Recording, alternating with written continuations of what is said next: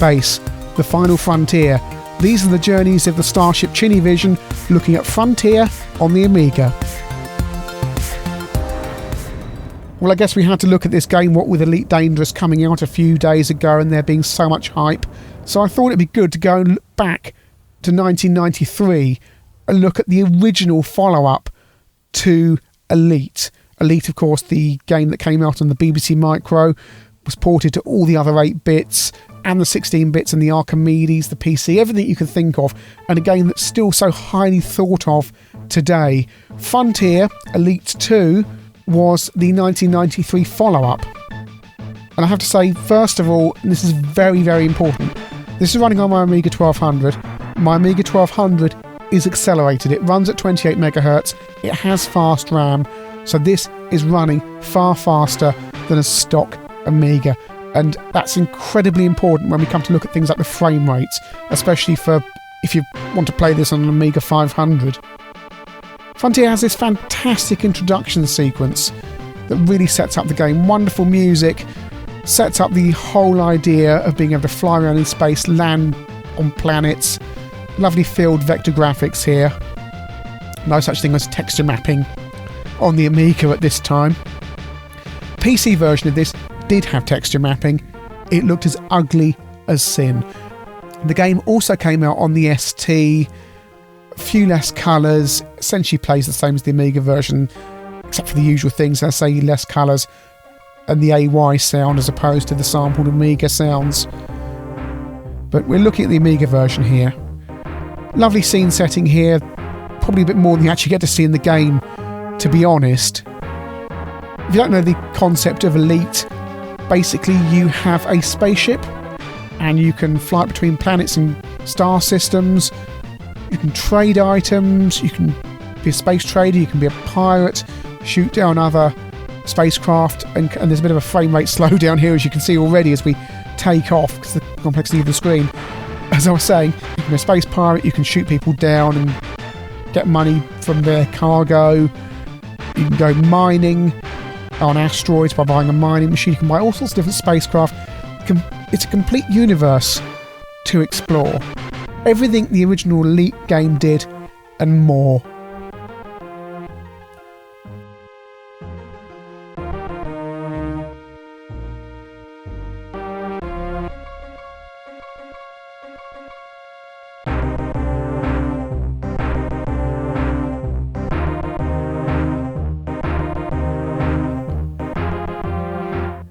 The game uses real-world physics. If you can't suddenly change direction in space, because due to the inertia, you push off in one direction, then you have to use an equal force to come to a stop and then start going in the other direction. So coming to the end of this intro sequence now, we're just seeing the spacecraft there shooting down the final enemy there, and this sets you up for a really exciting game. You think this game's going to be fantastically exciting.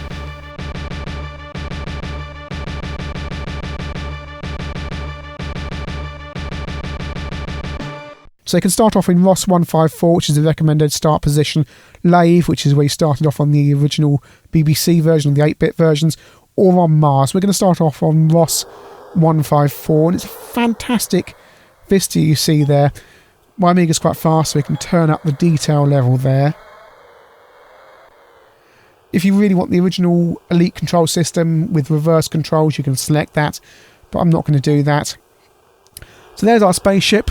We have got an Eagle long-range fighter with a Class 1 hyperdrive, no shield. We've got a scanner, an automatic pilot, atmospheric shielding, and I think we've got about $100 space dollars, or whatever they're called, to spend on things. You're in the bulletin board here. This is how you go about business. So I know for a fact we can do a run to Barnard Star with animal meat and make a profit on that.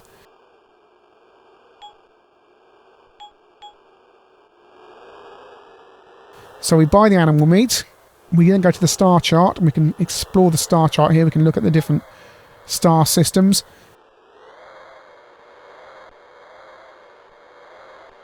There's Barnard Star. We require 1 ton of fuel to get there. Get a little bit of information about that star system there. It's a federal colonial rule and capitalist system. Yep, we can see major imports there, animal meat. So we got to make some money because we got we don't even have $100 now. We've got to start being able to buy things. The major exports there, as you can see, are farm machinery robots, which I also know for a fact are required in the Sol system there, or our solar system. We can just check that there. Yep, they want computers, farm machinery, and a minor import is robots. So, there's a good trade route there between Ross 154, Barnard Star, and Sol. And trust me, you're going to be grinding this trade route until your eyes bleed.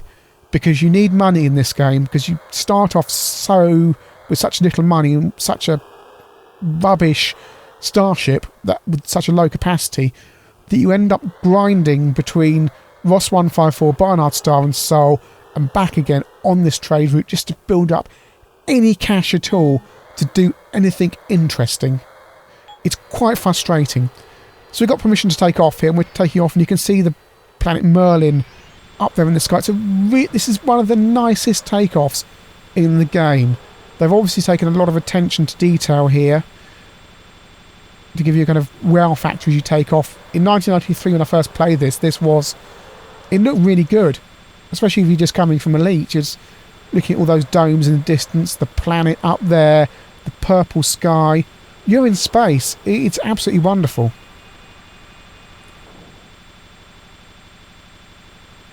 So we should shortly be escaping the atmosphere of the planet.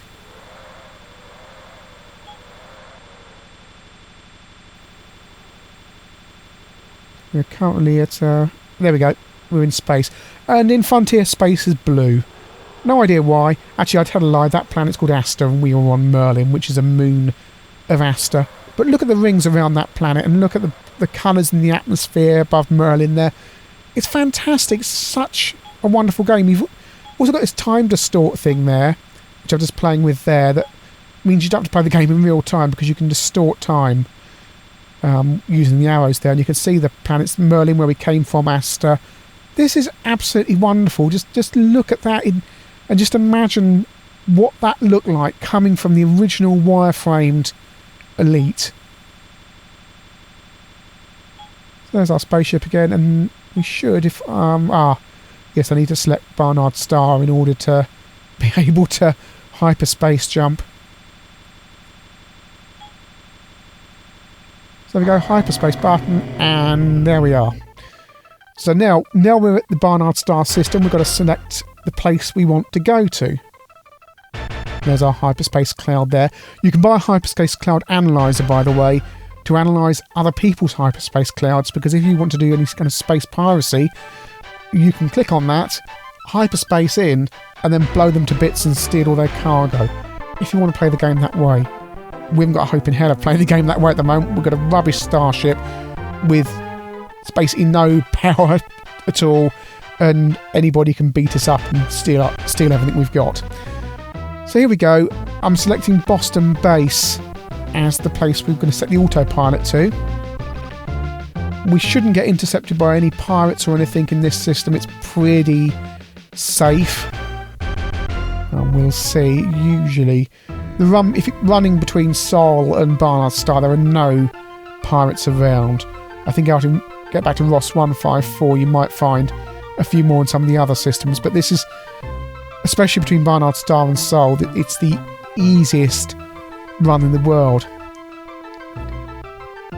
So we're on time distort, and we should just... There we go. I'm not going to speed this up. We're going to watch the full docking sequence. If you're a sadist, you can manually dock your spacecraft, but the automatic pilot does pretty well. One thing I have noticed with this, and one of the bugs in the game, is that if you come in manually on autopilot at normal speed, sometimes your ship can take a tiny bit of damage. I don't know why. Sometimes seems to hit the edge of the space station as you come in, and it causes a little bit of damage. Got the original Elite docking music as you come in.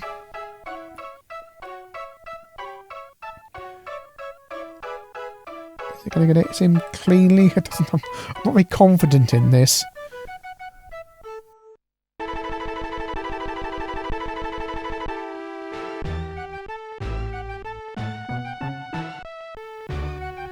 with this game, it's worth saving your progress at every stage. It's worth saving father-son backups for this as well, because sometimes you might want to go one step back from your last save position.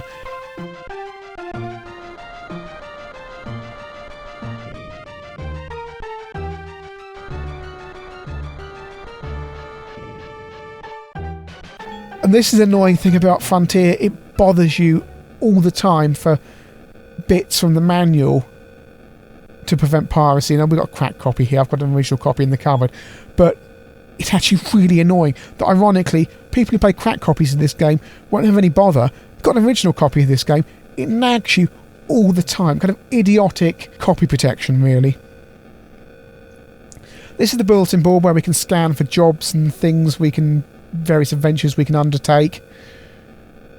People you can hire to go on to crew your starship when you've got better ships. We're going to go and sell our 1 ton of animal meat for a little bit of profit there. So now we've got 177 space dollars, or whatever they're called. And now we're going to go and buy some computers or robots, and also buy some hydrogen fuel that we need to fuel our spaceship.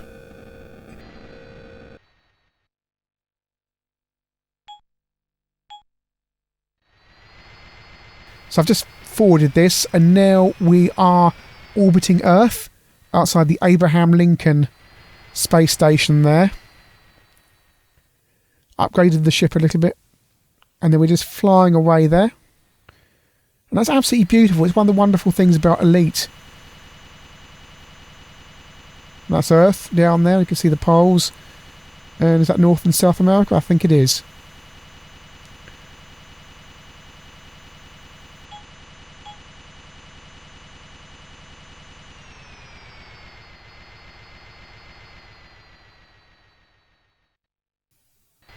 Flown off to the Leonard system, just for a bit of variety here, and we're bound to get intercepted by pirates here. So we're selecting the autopilots here, and we're going to go into O'Rourke's depot. If you don't have atmospheric shielding, don't try and land on planets that have atmospheres.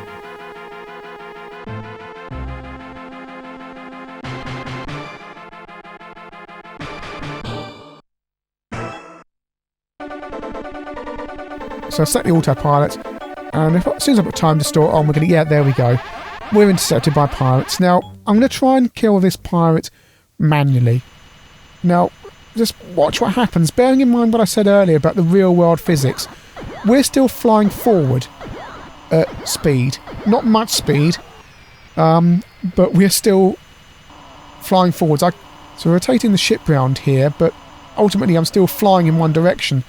And this thing is flying all around me. It's almost as if the enemy spacecraft in the game don't have the same physics applying to them, because they can slingshot and fly around you, but you're constantly stuck trying to float round, trying to shoot them. It's impossible.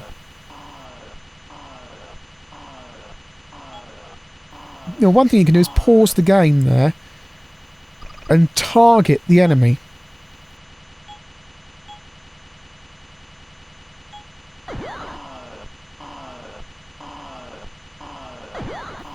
And there he goes straight past again. And you can see him on the scanner there, which works the same way as the original Elite scanner did.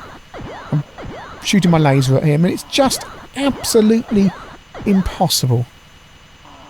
This isn't fun. This is fun if you like physics, perhaps, but as an arcade shooting experience, it's just diabolical. You can't land a shot on them. Because I got him targeted, I'm going to fire a naval missile at him.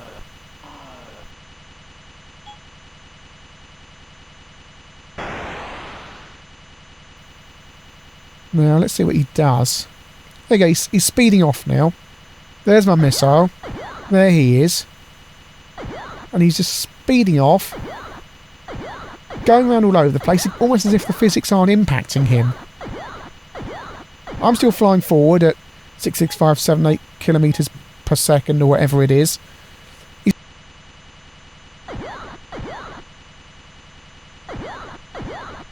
He's He's now 35 kilometres away. The missile's chasing after him. It's not going to hit him. I can absolutely bet anyone, any amount of money, that missile is not going to hit him.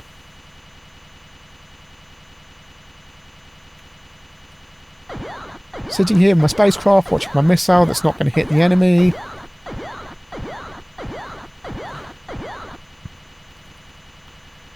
Still waiting. He's zooming away. And as soon as it misses him, which it will, he'll be straight back and shooting at me and buzzing around me like an annoying wasp. And this is the killer problem with Elite. And the missile's gone. He's either shot it down or it's disintegrated. So now he's speeding back towards me at an incredibly fast rate. And this is the whole problem with Elite. The combat is fundamentally broken. It's not fun. It doesn't work. Somebody thought that having real-world physics in this game was a good idea. Well, for some parts of the game, it is, but it isn't for the combat, because the combat, which was fun, exciting and engaging in the original Elite, is suddenly rendered to spacecraft slingshotting around each other. I'm not sure, as I say, the physics apply to the other craft, because they seem to be able to fly around any which way they want. It just becomes incredibly frustrating. And what you have to do is resort to cheating, because it's the only way to get these spacecraft shot at. So what I've done is I've engaged the autopilot. So my spacecraft is now targeting him, and I've shot him. But surely that's cheating, because you can't do this in manual. I know some hardened players will say, yeah, well, I can shoot down these spacecraft, it's not a problem. It is a problem. It was a problem for me back in 1993, and I used to play this game a hell of a lot. And I played Frontier 2, and had the same problem. You could not shoot down the enemy unless you got lucky and the missiles worked, or you had a really big laser. And there we go again, we're under attack. And this will keep on happening. We'll probably be attacked 2 or 3 times on the way into the planet. And it just becomes an utter chore, because the combat isn't fun, and you're constantly being attacked 2 or 3 times. And the thing is, if you're in a really big spacecraft with lots and lots of shields, massive laser, even a plasma accelerator, which is pretty much one of the best lasers in the game, you'll get these stupid little enemy spacecraft attacking you that have no hope. You can destroy them with one shot. And yet they're still buzzing around you like flies. It's insane. Why would an under-equipped spacecraft attack a massive cruiser that is well equipped? I've upgraded this. I had a better laser there, and I shot him down in pretty much one shot there. After every time you've shot down an enemy, you've got to set the autopilot again. You go on to time distort, and another enemy attacks within seconds. Might happen again here. Let's see how it goes.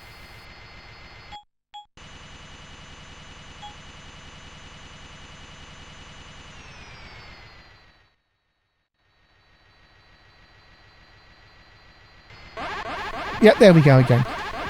Sometimes this can happen 5-6 times on the way through a system. And it's just... Did nobody playtest this game? Did nobody say, hang on a minute, the combat isn't fun. You've got all this ridiculous situation with smaller spacecraft attacking larger spacecraft and having no hope, and it just becomes annoying. And the thing is, it detracts from all the other stuff you can do in the game, because you can go mining asteroids, you can be a pirate and steal stuff, you can go drug running slaves illegally, all sorts of things you can do, taking on missions for the Imperial Empire or the Federal Empire, and all this exciting stuff you can do. But the core of this game is combat, and the combat is fundamentally and totally broken.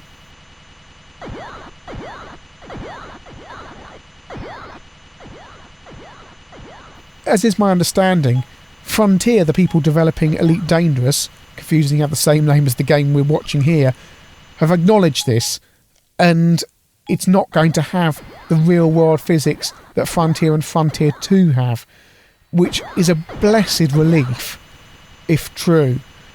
it's still unbelievable this was let out like this. Well, if you play Frontier 2, and the fact that that was let out at all is frankly unbelievable because it's completely broken.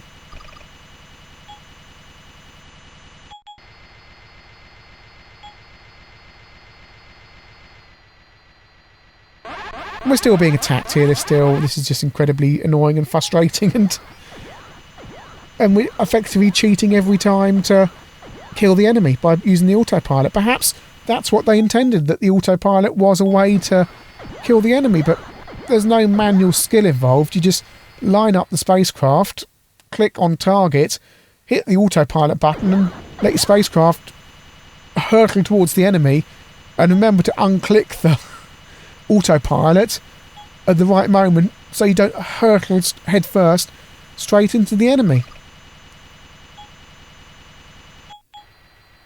This was a game I played a lot in 1993 and 1994, and I also bought Frontier 2 and played that a lot as well. Perhaps I was more tolerant back in the day because this game gave you so much. But looking at this now, it just seems frustrating. It just seems slightly rubbish. It just seems like, why didn't they fix these things? Why didn't they sort these things out? Because combat is so fundamental to the way Elite plays. To have broken combat basically ruins the game. I hope to heavens that Elite Dangerous delivers on what it promises, because looking back, Frontier, we were impressed with it at the time, and people got upset when Amiga Power didn't give it a good review. Looking back, Amiga Power were absolutely right. So when it comes down to it, Frontier Elite 2 promises everything the original game did and more, but the problem is that in the original game, combat was actually fun, and in Frontier it isn't. It just becomes a question of slingshotting around the enemies, and because it's such a central part of the game, it seriously detracts from the gameplay. And that's even before we get into things like having to grind your way through the earlier stages of the game to get any credits to have any fun whatsoever. And also the fact, and this isn't as relevant these days, is that the game runs appallingly on a standard Amiga 500, runs just about passably on an Amiga 1200, and actually for it to run really nicely you need at least a 28 MHz machine like I have here, which people simply didn't have back in the day unless they had very deep wallets. I can see why I enjoyed this game so much back in the day, but in this day and age I don't have the tolerance for a core part of the game being fundamentally broken. If you want to play Elite, play the original, or if you've got a fast enough PC, take a punt on Elite Dangerous.